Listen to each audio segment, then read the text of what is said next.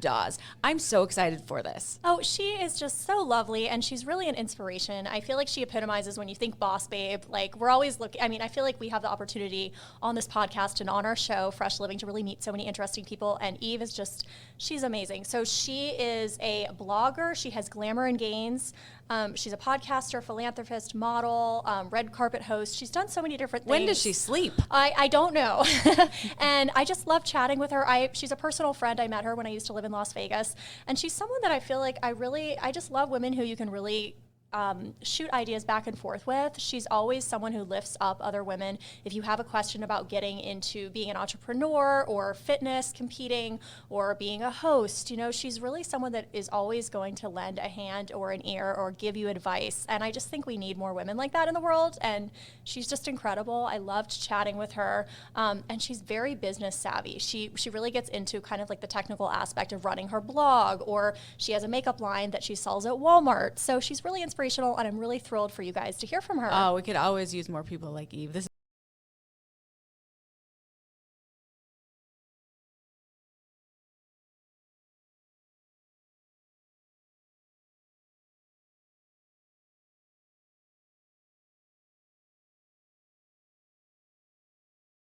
Fitness title holder and all-around boss babe. Eve, you are also a dear friend, and you truly embody what it means to be a class act. I want to thank you so much for joining us today on Fresh Off the Set. Oh, thank you so much for having me. It's so great to chat with you and to get to share everything with you. Absolutely. I want to talk because you have worn so many different caps. You have a really impressive resume, but I want to talk about your road to entrepreneurship and your cosmetics company called Dawes Cosmetics, which is one of the many things you do. How long has Dawes Cosmetics been around? And let's talk about your origin story. So I started Dawes Custom Cosmetics back in 2018. And I'm not going to throw any brands under the bus here, but I loved luxury cosmetics. And I was kind of really naive, thinking I grew up in England and a lot of the companies there, kind of like Body Shop, were all cruelty free. So as you transition into your older life, you spend more on cosmetics. And I wasn't really paying attention. As soon as I found out they tested on animals, my fur babies, how much I love those. And if anyone follows my YouTube, they're always bouncing around. They're the cutest. I couldn't justify brands that were testing on animals. There had to be an alternative. And there are some really good alternatives now. I have to say there's some brilliant brands out there that do things. But one thing I kind of noticed with cosmetics, if I can't find cruelty-free cosmetics that are luxury, if I'm like going through 20 different nudes to find a good nude, or taking 3 red lipsticks on a night out to blend the shade I want in my micro mini purse that doesn't really fit, there has to be a better solution than just a generic, brand on the shelf, or wasting all this money, which is kind of why I wanted to make it an experience-based that put the consumer first. So they come in, they create their color, we create with them, and then also check off all their other needs. Okay, well, the lipsticks have had always dry my lips out. Okay, well, let's add more moisture to them. Mm-hmm. I'm in a sunny environment. I'm really worried about aging skin. Okay, let's put SPF in there. I don't like the smell of cosmetics. Okay, what scent and flavor do you want to add? And then you get to name it. So it's not only a shade that's perfect for you and cruelty-free and vegan and made in the USA. It's also about the experience and kind of checking off all your skincare needs as well. I love it. It sounds like it's really kind of been an evolution over time. And I love that you've kind of added all these different facets to it. And that's probably representative of who you are, because you do have so many different facets of your personality. You have this glamourista, you have the fitness background. I want to talk about your wildly successful blog. It's called Glamour and Gains. And that kind of ties into the beauty, but then also, the fitness part of what you do. So let's talk about that. Exactly. Everything kind of all transitioned and meshed together. And I've been blogging for years, but not really taking it seriously because, like you say, I do a million different things. It's more just a fun thing. Mm-hmm. But during COVID, obviously no one was wearing lipstick. We all have masks on. And we didn't know how long it was going to go on for. And, I'm not made of money. I can't afford to keep bankrolling things with no money coming in. I'm like, okay, I need to pivot. And I'm one of those, that's one of my skills, is like, I'm really good at pivoting and problem solving. So during COVID, I went to, took courses at Harvard. I went to U of Penn. I kind of broke it all down and figured out, what makes a successful blog? What are the skills I need, rather than just aimlessly writing? It's like, okay, how can I get this? And what do people need right now? Mm-hmm. So obviously during COVID, it was a really difficult time for people, and the shopping habits all changed.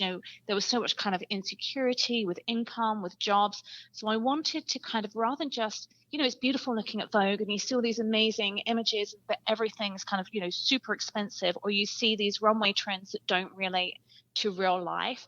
So my aim with this was to trend forecast and show how to make runway trends work in real life, whatever your budget. Mm-hmm. So, some of my most popular posts might be 27 ways to style leather pants. But in that post, I'll try and make sure that there's something for everyone, whatever their style, whatever the season or occasion or budget. Love that. I remember one of my favorite memories with you is we were actually in Vegas and we had, I think it was a couple-hour lunch, and you were talking about how you really got into the statistics of the blog because it's a business, and I love that you have that creative side, but you also are really looking at these hard numbers and that you're educating yourself because you want to, see the most success that you can in any of the businesses that you have, but particularly the blog. I thought that was really fascinating, and I loved kind of nerding out and talking with you about different ideas and exposure. Were you always ambitious? You grew up in England. You have a performance background too. I want to talk about that, but what were you like as a young child? I was hyperactive. So I think it was like, we actually my parents bought our house off of who was going to become my ballet teacher. So at 3 years old, I went to her ballet classes, and that's what I grew up doing. And at 7, I was like, I'm going to be a ballerina. And, at 7, my friends were like, yeah, okay, you could be a ballerina. Same as everyone wants to be a princess or a rocket scientist or an actress. Right. You're going to change a million times.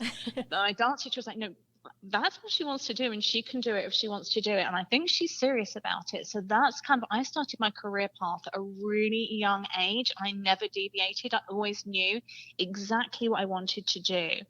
And I think in that aspect, it kind of always taught me that I was competing against myself, not others, really, wanting to be the best version of myself. Mm-hmm. And I remember it was actually a ballet teacher that said to me, if you're not growing, you're dying. So I think that's kind of what about. I am very competitive, and I was like, I'm not really competitive in, like, yes, I did the bodybuilding, but I don't want to stand in a lineup and be like subjectively judged all the time. And I did pageants, right? So I'm saying this as I'm saying the things I'm doing against that 1, 2, 3, but I'm also really competitive in other areas of life. Like you said, like I'm a total analytics nerd. So if my traffic's not going up every day, I'm like, okay, why is it not going up? What can I do to improve it? Right. So I'm always competing about myself. Or if so, say a brand is running a competition that I'm involved with, like for their best ambassador of the month, like I'm on it. Like I find those things really motivating. Mm-hmm. And you touched on something that I always say when I'm describing myself. I'm all for female empowerment. I'm a girl's girl. I have sisters. I have daughters.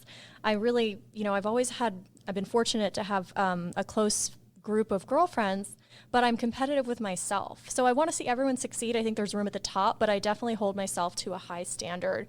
And I can attest to, when I moved to Vegas years ago, you were one of my first friends. I always remember you really, being there. And I see you as a role model for females and female empowerment. And I imagine that's pretty important to you. Oh, absolutely. I think that's why I really enjoy the coaching. So I used to do personal training. Now I'm coaching people for pageants. And one of the things is, just really helping people understand their why, their goals, who they are. And it's when people say about role models, you're not trying to be a role model so people copy you or emulate you. You're trying to be a role model to help people find their career path, find their goals in life, and be the best version of themselves. So I think that's a really important differentiation. I agree. And with the pageantry and the competitive dancing background and all these different things, do you think those translate to the entrepreneur that you are today? Absolutely. Oh my gosh, for sure. Because there's so many things in them. I think one of the things is obviously understanding your why. I didn't really know. People are like, oh, where do you want to be in 5 years? What do you want to do? Why are you you? What makes you you? What makes you unique? I think when answering those questions through pageants, it translates to everything in life because you understand who you are and you understand your why and your drive and why you want something or why you're the best person for the job.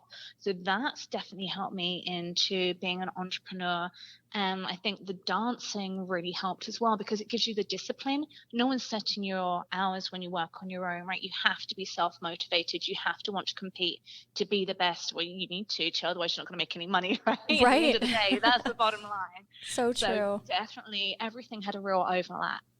Having that self-motivation, I think, is easier said than done, and a lot of people struggle with that. So what advice would you have for women who want to either compete in fitness, get into pageantry, start a cosmetics line or a blog, people who just want to get started? Do you have words of advice for them? I would say find your why, because that's going to really help you on days when you're really struggling for motivation, or maybe you're not getting the traction you wanted, or the money's not coming in as quickly as you want. I think there's a stat that says it takes 5 years for a company to actually make money, or 7 years. It's a long process, so be prepared for the long haul. And in saying that, try and know your strengths, have a step-by-step plan of how you're going to get to where you want to be, because it's easier when you do it in baby steps and being totally overwhelmed. If in the beginning, like, I'm going to create a cosmetic company, I had no idea how to create a cosmetic company. I had to go and research it and look at all the steps I'm going to need, all the help I'm going to need, because there's no way I could possibly know how to do all of that. So kind of know what you're good at, and then know what you're not good at, and be okay at like asking for help and finding help or mentors for that. You took the words out of my mouth. I was going to ask, how important are mentors? Have you had mentors? Have you mentored others? Both. Yeah. I'm really, really fortunate. Like I said, I think Vegas, we just all found each other, right? You've been an incredibly supportive friend.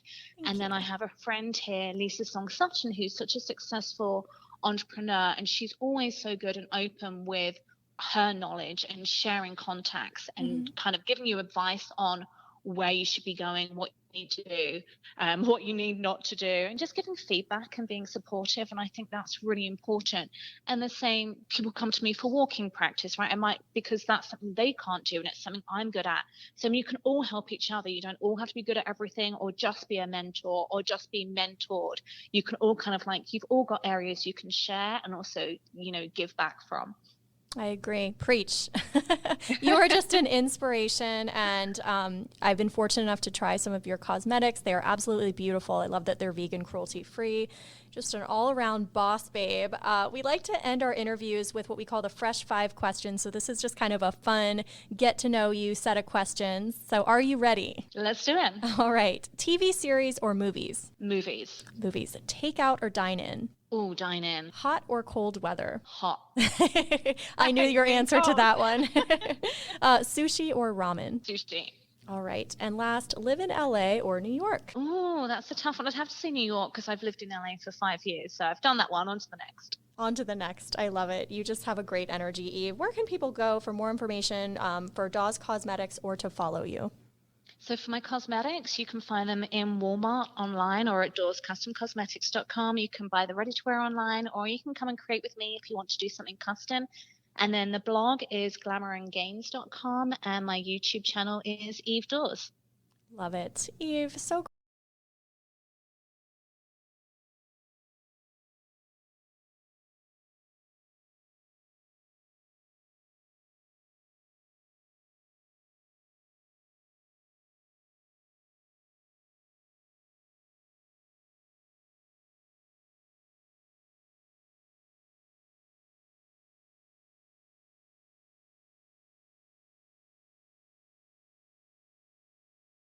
on CBS Channel 2 in Utah at 1 o'clock. You can also watch us on our YouTube channel, KUTV Fresh Living, and follow us on social media. We will see you next week.